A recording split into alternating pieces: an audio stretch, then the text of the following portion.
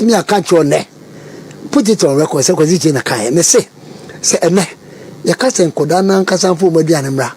And as I wolf for no Fabianimra. And Kodan almost about 80 to 70 to 80%. I'm out Aquaba. What frame Ajua searching Mesrel. Now was subscribe to my channel. Me a notification bell no so for more news. Every single for Ghana for my phone be no money demi. You see, because I didn't know free SHS news, free SHS news. Free SHS news near the mamu be because education is the most important thing. Country bienya or my native make so. In the NPP ban on the free SHS ban. In fact, some of us, a Kasai, Ebo His Excellency John Drama and Nanado Danko Kufado, and a NPP are buying over so. No matter how our government is quiet, no. They be American politicians, only now for NDC full NPP full but there are some policies almost by war my Ghana. No. That is the reason why some of us near pay NPP are buying. It is NPP are buying Ghana phone Panomo at or Monas or Mokodia. Free SHS no SSF by hook or by crook because secondary school. Dino and the Yan San Becos Rocatra. Yako secondary school cry the was social media as a youth in any future. The young school cry. Ubeti me phone papa phone be on more teach through pa. Me mammy is academic school. Mammy me real school na minima department to me to us on Kayama Braboni. And pa into free such as Yabakasa kasa till say and this for a bear the right thing. Now, mammy phone be on them omusu and then say yeah, His Excellency John Dramani Mahama. Ebe ye eduane sem na mo fanum feduane nko school wo ma me provide your eduane teachers na keka na say NDC for am no ntuma e fa mo fa ne fa betini fi because o mu niska mu niska na some free SHS no mo pe na mu niska in here some ever and this kind menya na mo de mo fa na ko school should in case NDC cast o mu ntuma into aso which I will be very happy. Mo fa na so mo ko school Ejuma na eji action nsa no beden obetimi aya nti no ne yehwe Ghana for na de John Mahama abre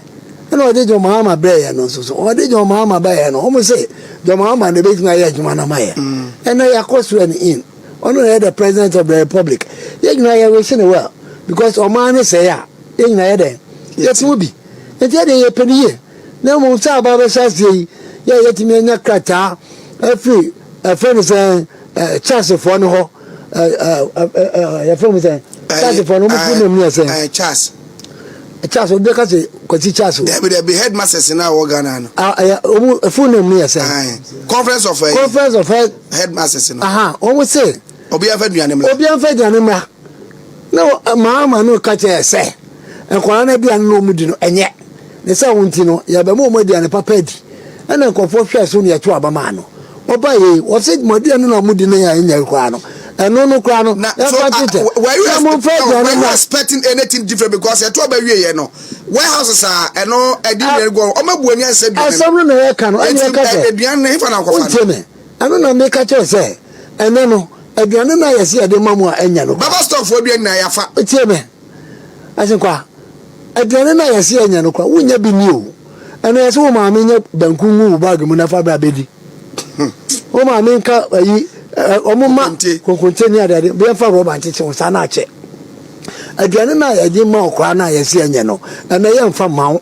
ne mo afa wo de ebra ne bra bedi ehọ ne ebenwu se ancheche no nso ewum na ti me de na me kan nyina ne se Ghana fo ye me ye ni na ho enya abotre ne yantwe enye sese kura ne be kra ase kasa record de ani je bi na o predict se bia I will never men predicted doom da wo fa se for ni bi school Lizzy yamene na ba school me peniye so no okwa aka benkwama no da bi omba I think so be call next week also okay nti wo prepare be ka benkwama no yeah me nim say anono de say anopa bia metina de aduana akoma na metina de akoma no and there many problem but me say majority of enkwala no ne yaka won asem ho enye de wo ska obetimi aye it's about enkwala ni na metimi aka cho ne put it on record say ko zi na kai me say ene yakasa enkoda na nkasa mfo maduane mra anasa wofo no mfa aduane mra enkoda no almost about 80 to 70 to 80% ebe fie aduane no kwa ye ka so de ye bibia fi so mo see expenditure ne so nti aba ye ba be frɛ Ghana for ni adwenjene ho so ma set committee ye set committee wo de ma committee ni ntrase na committee ni nkase sesi a na ye hwehwe enema mu nyina no aduane no na ebo Ghana ka enti awofo bia mfa aduane betimi aka cho say 70 to 80% of the children ebeba fie awofo no ntimi fa nko omo su no betwa yanum na aduane no mama so be ka che say aduane an odi no an do school kwa the kama kwa ni say aduane no enti early days yet mo fa aduane no nko mo sito sito so de say nyame adama okoda kodwum a ebi sisi kwa no nche mo to an mo to dokun aka ho dokun za mo beto mo hwe de ye de rubber na chechire ho sana che say de be ya ense the rubber we inside ne bi mageka bankun ma bobɔ ne tampe na gugu mu chobos no o mu kwa no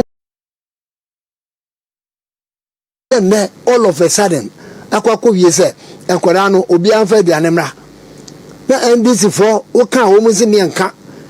mo sorry akwakọ se aduane abafa stock for aduane nyina no aduane nti mo ko se aduane nyina kodi o mu koton master ba ko no kasa ye no aye afa bani ase hwan no o se in school anwa ba ko kura ni anwa o ti wo na NDC for no be se sakoye wo ntimi amowa ena wo kasa ko ni aduane ni me se ye ba be hu ye nya hui afa ye ba be hu pa Dr. Kwasi Chedan so nya ne se onya ne ntam no fa nkoda na aduane ne nko o ma ye ti asese nkoda ne be di aduane papa say also no do be ma headmaster no problem business no headmaster headmaster administration me wo headmaster je na nka mo hwe nkoda no school ene ya se bebe muska nkodwom man no so kasa headmaster no so kasa o se anu sa no mu pe enti mo ma e ba ma muska no ma kodwom na ko to abalema na ko to gari na ko to aponche mo ko kokuno na mo de man nkoda na di enti mo nko na mo nko to man nkoda no na wo mu ni ade e de hia ne se free education I won't teach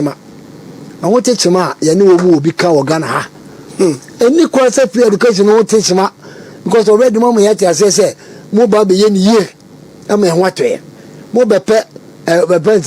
better sources of funding ade but he says something na do transit for 8 years no ya hu se funding no obi a complain ho every scan ko bibia ya kama ana so bia no anasa aban adwuma bia no wa the betimi aka se bia e ka bi ni baabi on and off because e bi ho a wo be na etua oka ana nya sa na je e no wo si wo ba na ba be ni ya ade ya hwe ani mu ne se ene ya se nkwara no fa aduane no mra wo ye ready so wo kwa ye be se anopa team pampa o si no wo se ko koko na wo be ya mama koko no mu mpi mfa make ngum condensed milk pan no ka ho pan no ni ho a munye donut nka ho kosua munchi bi nka ho na nkoda ne ndidi awia no omuni omumu no anazo omu bibi no fried rice ni adade mumu bi ni anyume shawarma pizza eni adade mu fa nkoti nkoda no ni enwu se mu feed nkoda no no ba omanim Dr. Kwasi Chedan ko abu baba be class mo be ma excuses ana akofo bia ko bia mama wonko de ya ne ko bia aduane no onko de ya ne ko se what is President John Mahama pina no condemn de enwu ye nothing no support what so I condemn sa act no see akobubu buffer stock enkoda na bia na akodi what and I say we news item bi a say wa condemn eh ne de mo ko se enkoda na bia na edi memfa ho awofo mo fa dia ne nkona mo mani nkodidi na mo mani di e de kono mo didi a ombe ya kese ombe ba fie no ma honhono na mo ye fine na mo so mani age no ma hwe mo nkoda no mo ma ya ni na ho mo ma ya ni na ho university for no so bio omun kata na ba o kata say first year for no ye free nti anu an se si ankoda yi ko George nso a chase